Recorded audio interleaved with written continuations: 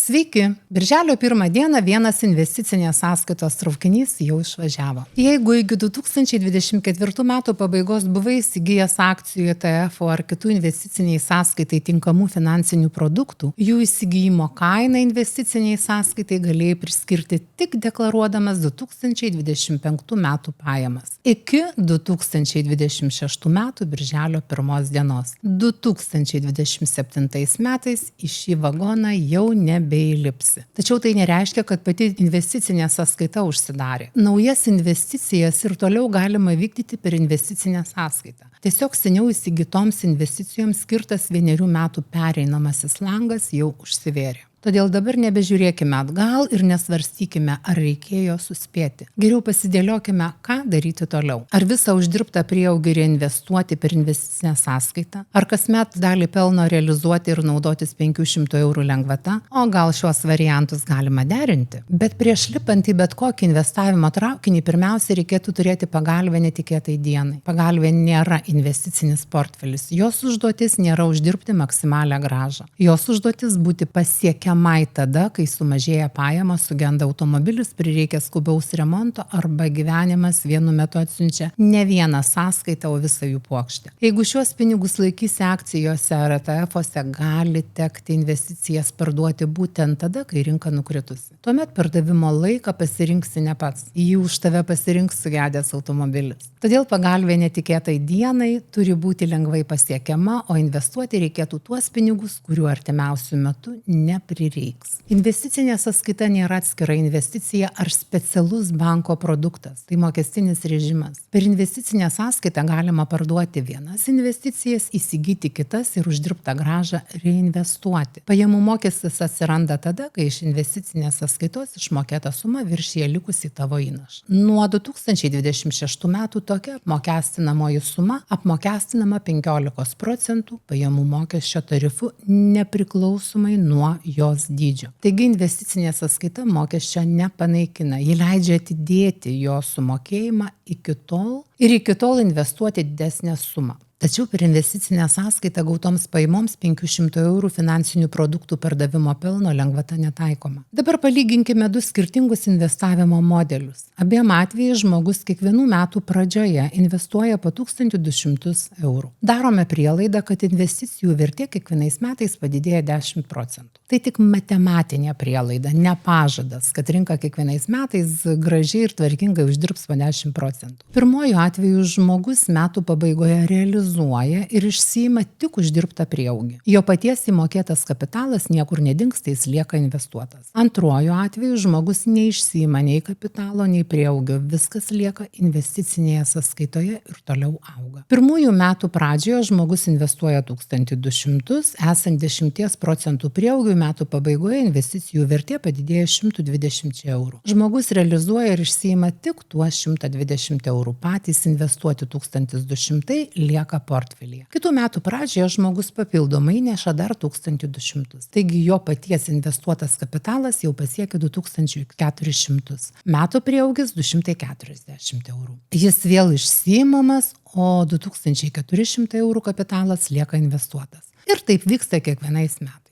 Ankstesnės įmokos niekur nedingsta, kasmet prie jų pridedama nauja 1200 eurų įmoka, o išsiimamas tik konkrečių metų uždirbtas prieaugis. 10 metų pradžioje žmogus jau būna investavęs 12 000 eurų savo pinigų. Šie 12 000 ir toliau lieka investicijose, tačiau tų metų 1200 eurų prieaugį žmogus realizuoja ir išsiima. Mokesčių prasme svarbu ne pats pinigų persivedimas į asmeninę banko sąskaitą, o pelno realizavimas parduodant finansinės priemonės. Mūsų modelyje darome prielaidą, kad žmogus kiekvienais metais realizuoja būtent lentelėje parodytą pelną. Ne per investicinę sąskaitą gautam tinkamam finansinių priemonių pardavimo pelnui gali būti taikoma 500 eurų metinė neapmokestinamoji suma. Po 10 metų žmogaus portfelyje lieka visi jo įmokėti 12 000. Papildomai per tuos metus jis išsimokėjo 6240 eurų prieaugio po GPM. Bendra finansinė finansinė vertė 18 240 eurų. Tačiau išsimokėtas prieaugis kitais metais jau nebeuždirbo papildomos grąžos. Tačiau viena 500 eurų lengvata dar nėra visas paveikslas. Vienas 500 eurų krepšelis gali būti taikomas finansinių priemonių pardavimo pelnui, kitas atskiras 500 eurų krepšelis palūkanoms gautoms per tarpusavio skolinimo ir sutelktinio finansavimo platformas. Dar vienas bendras 500 eurų krepšelis taikomas indėlių ir nenuosavybės vertybinių popierių, pavyzdžiui, obligacijų palūkanoms. Tai nėra viena universali 1500 eurų lengvata. Pajamos turi iš tikrųjų priklausyti skirtingoms pajamų rūšims. 3 skirtingi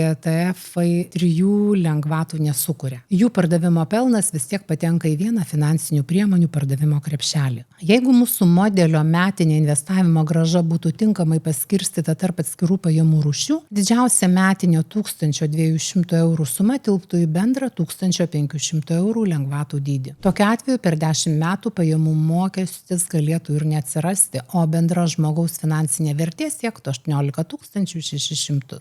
Sutuoktinių atveju atitinkama 500 eurų suma gali būti taikoma kiekvienam atskirai, jeigu investicijos ir pajamos yra bendroji jungtinė nuosavybė ir jas deklaruoja abu sutuoktiniai. Tokiu būdu visų 3 krepšelių bendra galima suma šeimai gali siekti iki 3000 eurų neapmokestinamų pajamų. Dabar žiūrime, kas vyksta investicinėje sąskaitoje. Žmogus taip pat kiekvienų metų pradžioje įneša po 1200 eurų, tačiau uždirbto prieaugio neišsiima. Pirmaisiais metais investuoti 1200 eurų uždirba tuos pačius 120 eurų. Metų pabaigoje investicinėje sąskaitoje jau yra 1320 eurų. Kitų metų pradžioje žmogus prideda naują 1200 eurų įmoką. Dabar grąžą uždirba ne tik jo įmokėti pinigai, bet ir pirmųjų metų 120 eurų prieaugis. Vėliau ankstesnis prieaugis pradeda uždirbti naują prieaugį. Čia pradeda veikti sudėtinė grąža. Po 10 metų žmogus yra įmokėjęs 12 000 eurų, o investicinės sąskaitos vertė siekia 21 037 eurus. Kol pinigai lieka investicinėje sąskaitoje ir išmokos neviršija likusių įnašo, pajamų mokesčio nėra. Jeigu po 10 metų žmogus nuspręstų išsiimti visą sąskaitoje esančią sumą, apmokestinamas būtų įnašą viršijantis 9037 eurų prieaugis. Taikant 15% pajamų mokesčio tarifą, pajamų mokestis sudarytų 1350 beveik 6 eurus. Po mokesčio žmogui liktų 19 682 eurai. Šiame modelyje investicinė sąskaita laimi ne todėl, kad jai taikomas mažesnis mokestis. Kaip tik priešingai, 500 eurų ir kitos lengvatos investiciniai sąskaitai netaikomos. Skirtumą sukuria reinvestavimas. Pirmajame variante žmogaus įmokėtas kapitalas lieka investuotas, tačiau uždirbtas prieaugis kasmet išsiimamas ir toliau nebedirba. Investicinėje sąskaitoje dirba ir žmogaus įmokos, ir ankstesniais metais uždirbtas prieaugis. Tačiau jeigu kasmet išsiimamus pinigus žmogus investuotų kitur, o nelaikytų sąskaitoje ir išleistų, rezultatas būtų vėlgi kitoks. Todėl čia lyginame ne tik 2 mokestinius režimus, lyginame ir 2 skirtingus žmogaus elgesio modelius. O dabar labai svarbus dalykas. Nereikia pasirinkti vienos stovyklos, arba investicinė sąskaita, arba 500 eurų lengvata. Tas pats žmogus gali turėti investicijų per investicinę sąskaitą ir kartu investuoti ne per ją. Na, pavyzdžiui, ilgalaikį portfelį, kurio prieaugį planuoja nuolat reinvestuoti, žmogus gali laikyti investicinėje sąskaitoje. O kitas investicijas gali vykdyti ne per investicinę sąskaitą ir realizavęs tinkamą finansinių priemonių pardavimo pelną naudotis 500 eurų lengvata. Papildomai gali būti gaunamos palūkanos, kurioms taikomi kiti atskiri 500 eurų krepšeliai. Tačiau tai pačiai investicijai ar tai pačiai pajamų daliai abiejų režimų pritaikyti negalima. Reikia aiškiai atskirti, kuri grąža gauta per investicinę sąskaitą, o kuri ne per ją ir atitinkamai ją deklaruoti. Tačiau mokesčiai yra tik viena investavimo dalis. Gali idealiai pasirinkti mokestinį režimą.